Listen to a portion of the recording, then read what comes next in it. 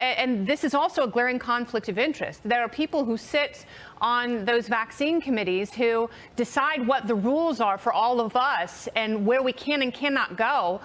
Could they be getting royalties, and could they be enriched from the vaccines that they are forcing into people's bodies? So we've asked this question over and over again. Fauci and others have refused to answer any questions. They're steadfastly refusing to answer any questions, but a judge, through the Freedom of Information Act, required that they release some emails. They released them, but they blanked them all out, except for the total amount of royalties. But it's not a small amount.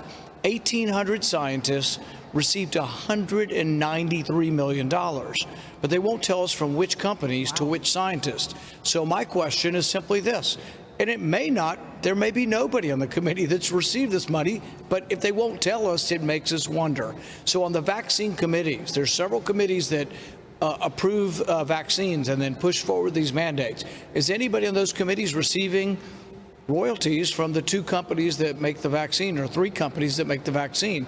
And if they are, they shouldn't be on the committee. The best way to think of this is, let's say your local school board is going to vote to buy new textbooks, and one of the members of the school board owns the textbook company.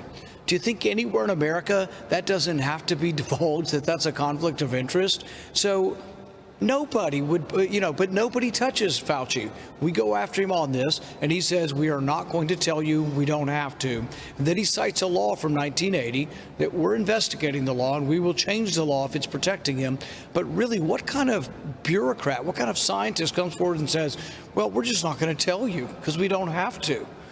He and his wife make $850,000 a year working for the government, and we want to know if these scientists that are raking in that much money are also receiving royalties, and if they're receiving royalties from companies for which they are approving the drugs. That's a clear conflict of interest. Absolutely. And the